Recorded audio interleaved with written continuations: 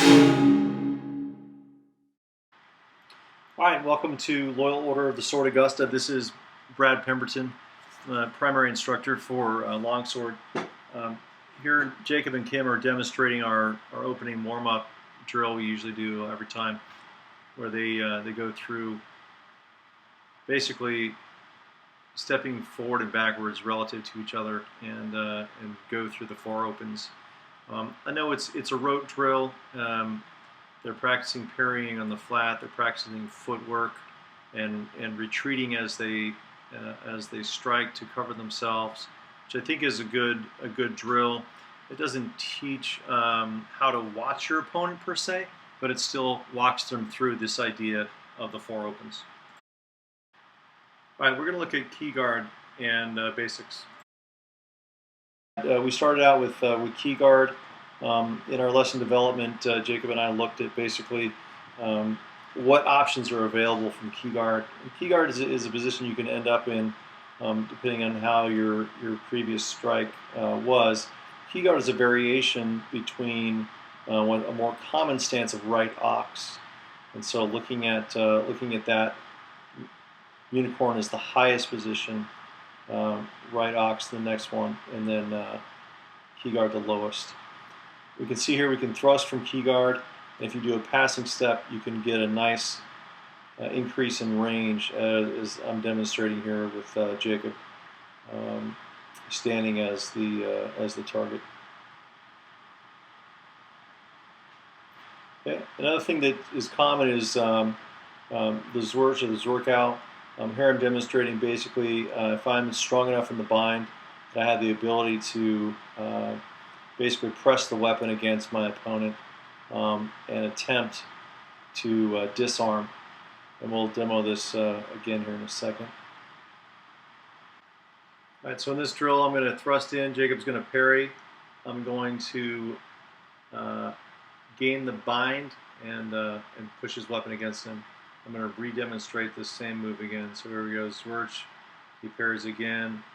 I pull on the bind and do a passing step and then gently push with my foot behind his heel, and he easily falls to the ground.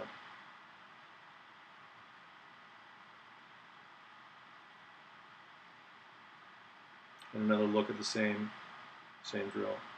Stepping on the foot, warning here that you can easily break ankles, so be careful what you're doing.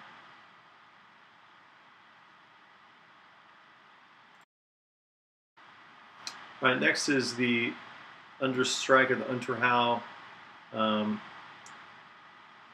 at the opponent, and Jacob's just demonstrating how he might answer in Zwirch. Obviously there's different options you could do there if he was in bomb tag, but key guard is naturally I think supports the Unterhau coming at that second tiered open, number one. In this part of the discussion, I'm talking about the four divisions of man. Meyer, who was a student of Lichtenauer, talked about this. In this discussion here, the point is that this is taken from Axel Peterson. Actually, he talked about how when we demonstrate our opponent in their line of attack, it's basically straight on. And what we want to do with our footwork is come off line or come about. Typically on our weapon side as we approach the opponent, and this basically disaligns or unaligns the opponent from their primary axis of attack and gives us the advantage or defense, pun intended, as we move around them. Okay, we're just going to watch some repeated demonstrations here. You'll notice that that key guard is, I'm using it actually as a variation of bomb tag until I reset myself there, but it's very, very close to it. You're adding a little bit of time or tempo to use some of Capoferro's terms, but still affords you some options for either an Unterhau or a middle strike to your opponent's left ear. We typically present a counter move against the primary instruction of the day. So here we're Kim is demonstrating, or practicing rather, SHIELHAU against the key guard strike. Next thing we move into is Wrathful Strike, and we'll look at here. I'm demonstrating here on the left side of the screen, Wrathful Strike from Wrathful Guard, going through the various opens that you'll see here on the screen. So as we go through, we'll come through open 3,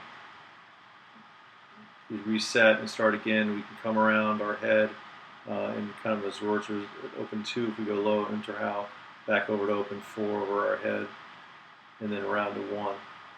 And so really, depending on how we hold that weapon over our heads, we've got access to all 4 opens. One of the things that we discussed was how and what the answer would be to Wrathful Strike or Wrathful Guard. And through just trial and error, and you can always comment on this, we thought that the quickest, most likely answer would be to cover the attacker's 3rd opening, which would be our lower left side, using a kind of modified changer. It's almost like Fool's Guard. We're waiting for the attack, and we're going to answer that. So Jacob and Kim are going to demonstrate going through as Jacob advances with this footwork. Kim is going to be forced to retreat and answer with the correct action. Okay. And then she's going to just reverse this whole thing, practicing Wrathful Guard. And she's picking randomly which open she wants to attack, and Jacob is just going to answer. And then we're going to repeat this again with masks on at a little higher rate.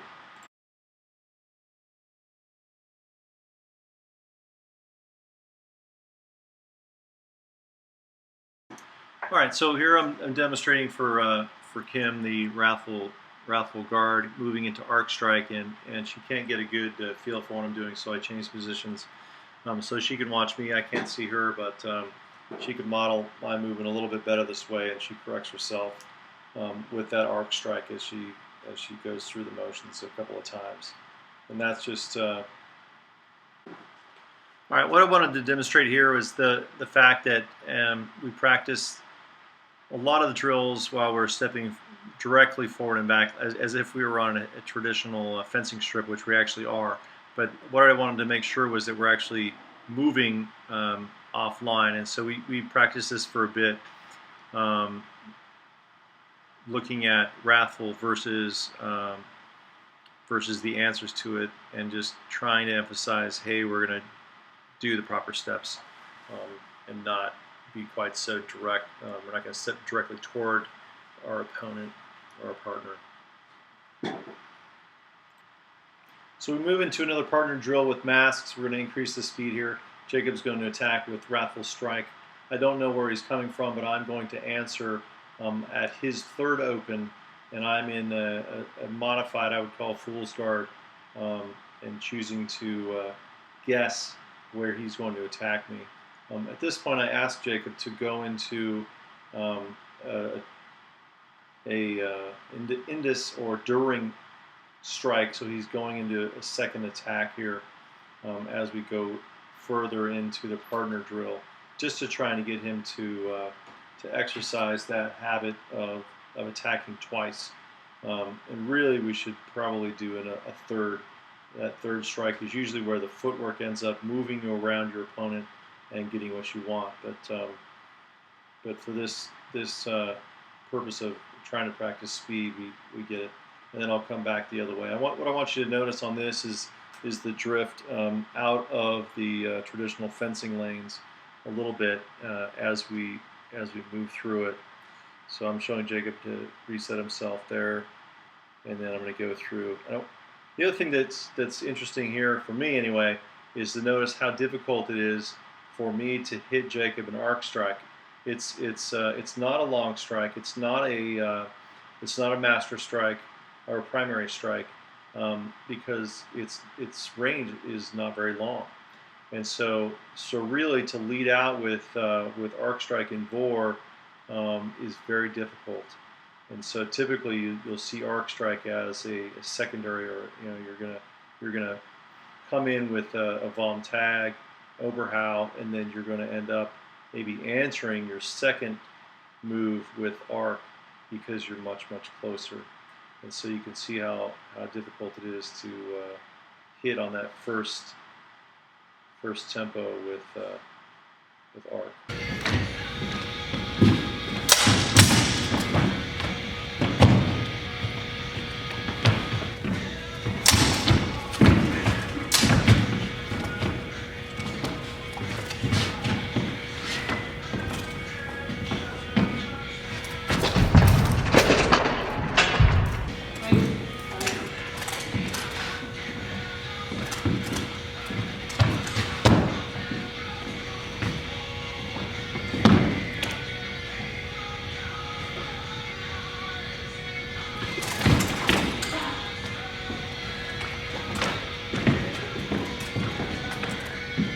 Tried to pull that. Huh? Tried to pull that.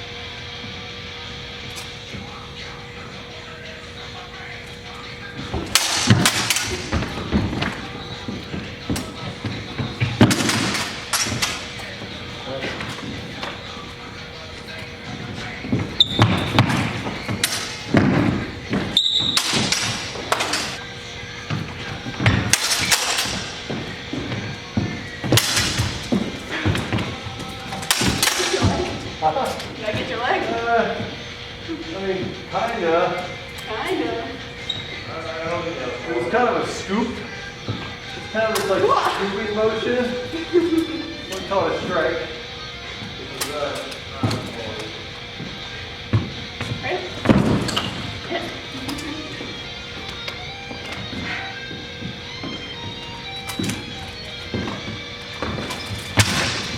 Yep.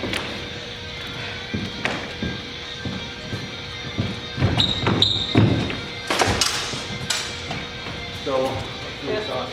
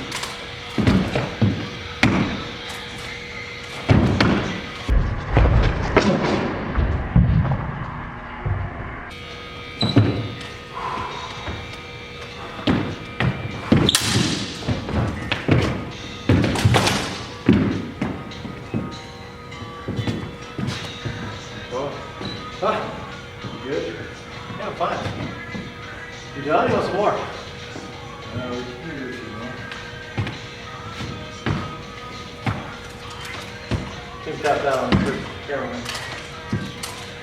Look at what awesome pictures. Cut your face.